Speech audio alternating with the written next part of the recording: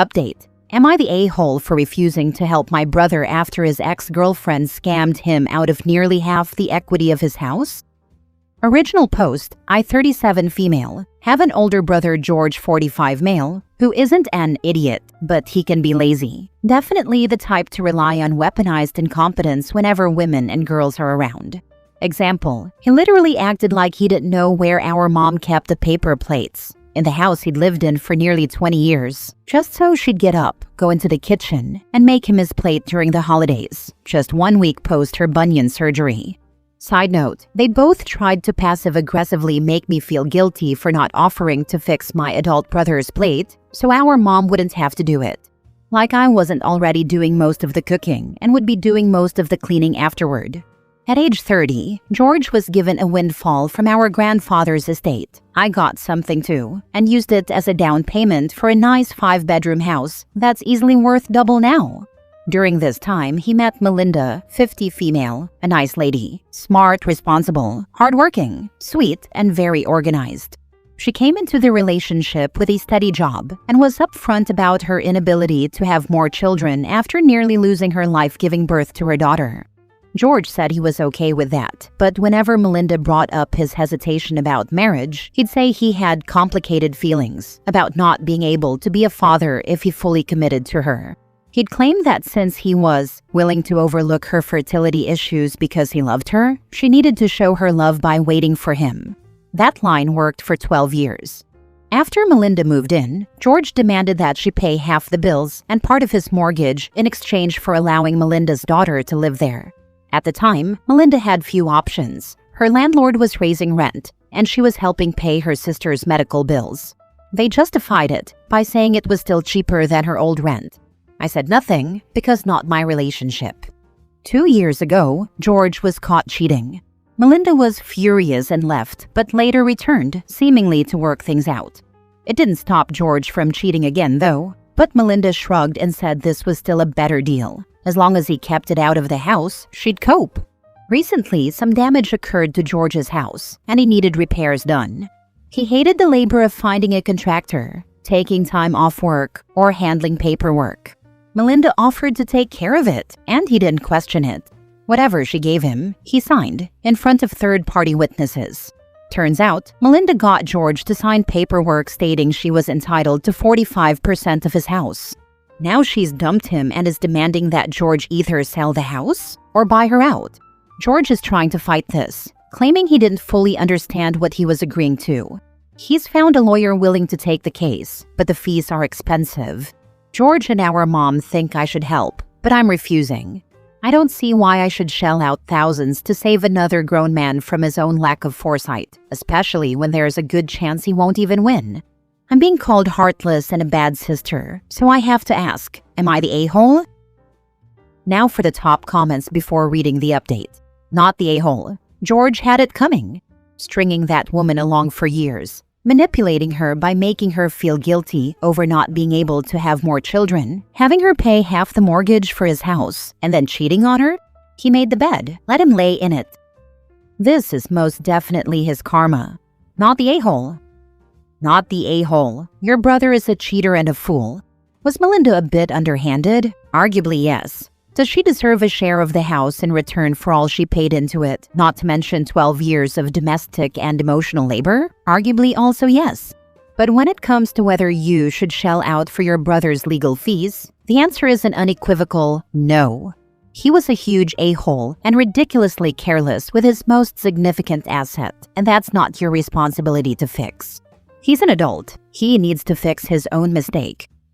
I think OP needs to join Team Melinda and learn how to underhandedly make sure her mother's will is fair and that her assets are locked up now. I feel like the brother is on a path to convince mom to hand over his inheritance early so he can deal with Melinda. Tale as old as time, parents give golden man-child money, and the other child is left scrambling to pay for their parents' medical expenses. Honestly, I am Team Melinda. She played a dirty game, but George was willing to guilt and use her while catching whatever STDs he could find. Now for the update 2 weeks later. Quick recap. My brother and mother are trying to guilt me into giving my brother money to pay for an attorney to prevent his former long-term live-in girlfriend from getting a payout, after he claimed she'd tricked him into signing documents making her a partial owner. Okay, there's been an update, and I have to say, while I still don't think my brother is an idiot overall, he is a lazy and very arrogant dumbass. I also wanted to clarify a few things. Melinda and my brother were in a relationship for 12 years, but they only lived together for about 9 to 10 years. Also, the documents were signed in the presence of a notary, who asked my brother if he understood the context of the documents, and he affirmed that he did. And to the person who said that my brother was house poor, you hit the nail on the head. My brother spent the majority of his inheritance and savings on buying that house, and it barely had any furniture in it. When Melinda moved in, she paid to have it furnished on top of splitting the utilities and paying rent. Now on to the new stuff. When my brother's house needed fixing, he let Melinda do the grunt work of finding reputable establishments because he didn't want to be bothered.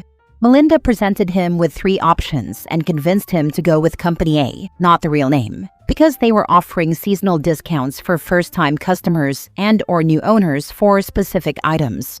Melinda's plan to get both discounts was to present it as if she recently became a partial owner and had my brother email Company A to see if they'd be willing to accept that. Company A responded that if Melinda recently became part owner of the house, they'd be willing to give a partial discount as a courtesy. Company A was a small business but had an excellent reputation for service, quality, and deadlines, so my brother was all in. What he didn't realize was that Company A went by the honor system, but their website did say proper documentation was required. Melinda told my brother she'd come up with fake documents that he could sign in the presence of a notary she knew through a friend who was supposedly in on the scam. They weren't, that's just what she told him. The actual signing was at their home in front of the notary and 2 people from Company A who were there to survey the area. So basically, my brother thought that he and Melinda were scamming Company A, when in reality, Melinda was scamming him. He thought the documents he was signing were fake, but they were real, and that's his defense. This is why he had trouble finding a lawyer. Wouldn't blame anyone here who thought this story was fake, because WTF. Anyway, I'm not going to give him the money, but I will give him a list of realtors.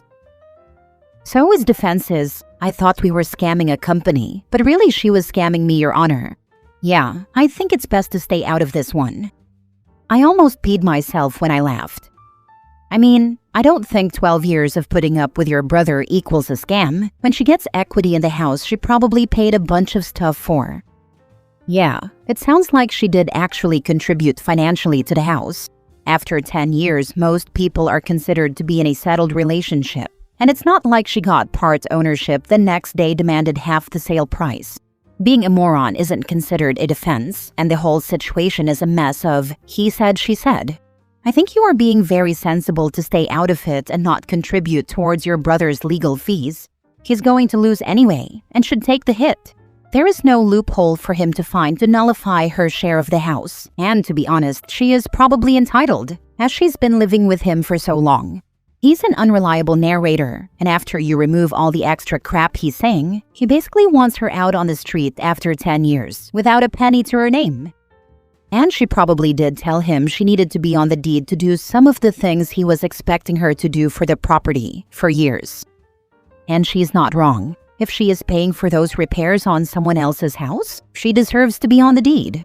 I don't think he was scammed. I think he was lazy and didn't think this through, and at best has remorse, and at worst he wants to scam her out of something he agreed to. Next story. Am I the a-hole for cutting my son out of my will after he ghosted me over a $50,000 loan that I gave him to start his dream, but he used it to party and travel instead?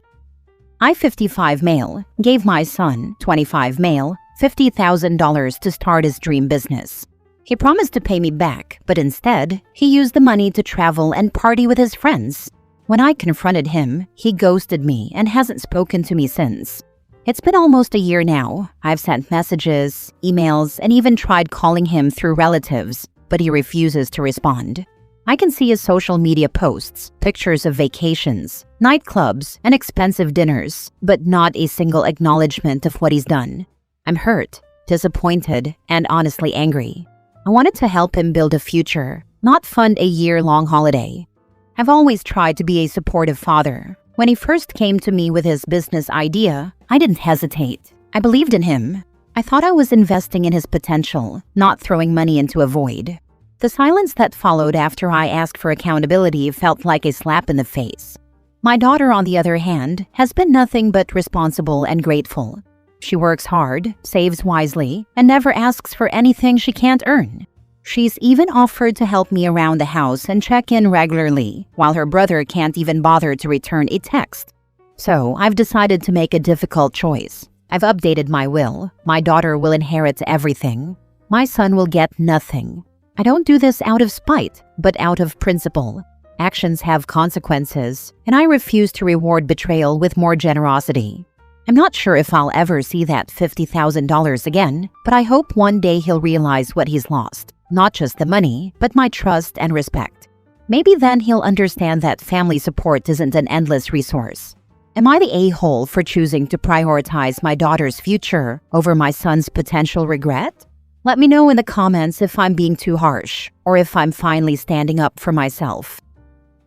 Include a line saying that son had received his share of inheritance prior to your death in the form of a $50,000 loan. I would leave it at "for reasons known to him" and move on. Better yet, ask the attorney who is drawing said instrument up. OP, make sure to protect your daughter. Provided he's not talking to her either, let her know of your plans and how much you do not want her to share the money with him. If they are in contact, then write her a letter that she'll get upon your death. Definitely talk to an attorney to make sure he can't contest the will. If he does come around eventually and you put him back in, deduct the $50,000, add to it interest for the years he didn't pay you back, plus inheritance taxes that he didn't pay on that money. Not the a-hole. Actions have consequences. Wrote a letter to your useless son and tell him, son, you already spent your inheritance, and if you challenge the will, name some legal stuff. I think you have to leave him a penny or something. Consult a lawyer and have everything documented and kosher. Protect your daughter from your son. By all means, that last sentence. Son is responsible for his own life with no money going forward. He will latch on to sister with sob story. Blood takes care of each other. Long discussion with her. Sad your son treated his only parent like his actions showed. Toss him to the curb. He does not deserve a parent like you. Daughter gets everything. Son gets nothing. Or ask your attorney. If you have proof of this loan and that it was never paid back, it would make sense that stating in your will you are forgiving the debt to your estate might equal to a $55,000 inheritance. Last story. Am I the a-hole for telling my mom she is also to blame for why my brother and I won't host our parents for the holidays? Last Christmas was my brother's first holiday not living at home with our parents. He wanted to host everyone in his new apartment. Also around this time last year, my parents had mutually agreed not to get each other gifts, as they were focusing on paying off some debt. Apparently, there was some miscommunication. My dad thought this meant no gifts at all. My mom thought this meant no gifts, but they'd still exchange stockings. In our family, stockings are always small stuff. Body care, candy, you get the picture. I was living with my parents last year, and I had heard all the discussions. I honestly saw both sides when, on Christmas morning, we all woke up and mom didn't have her stocking filled from dad. She was very quiet but clearly hurt. He ran out to the pharmacy, quickly bought some things to fill her stocking, and said he was sorry. Now, should my dad have communicated better? Sure. Do I understand my mom's hurt by the situation? Also sure. But I thought they'd be able to swallow it all for lunch at my brother's. We go, and my dad is doing his best to make up for his blunder. My mom is in a terrible mood and keeps picking at him all day long. Toward the end of our time there, she made a snarky remark about my dad not filling her stocking. My dad flipped his lid and started screaming that nothing he does is enough, then stormed out. My brother was clearly upset by having Christmas ruined by their arguing. I convinced my mom we should leave not long after. My brother and I were upset with both of them. My dad shouldn't have flipped out and screamed. My mom also should have kept her comments to herself or spoken to my dad later. My brother was embarrassed as his roommate had come home, and while he was in his room, he overheard the arguing. My brother stopped having my parents over altogether after that, though he'd still invite me. My brother would also visit us at my parents' place. Thanksgiving is fast approaching, and we were all trying to coordinate plans. I recently got my own place, but honestly don't want to host after last year. My brother said he's never hosting another holiday at his apartment again. My mom was hurt by this, but eventually we all just planned to have dinner at my parents' place. Later on, my mom was complaining to me that my brother won't have us over anymore, feeling pushed out. She said it was my dad's fault, and she shouldn't be punished. I told her while my dad was wrong for screaming, she chose to be whiny all day long. I clarified that I understood her hurt, but she also partially ruined the day by not letting it go. My mom got mad at me and accused me of taking sides. I said I'm not. If Dad whined, I'd tell him the same, but he seems to understand that he ruined it. I also pointed out that neither of them ever apologized to my brother, and I'm not confident they'd never do it again.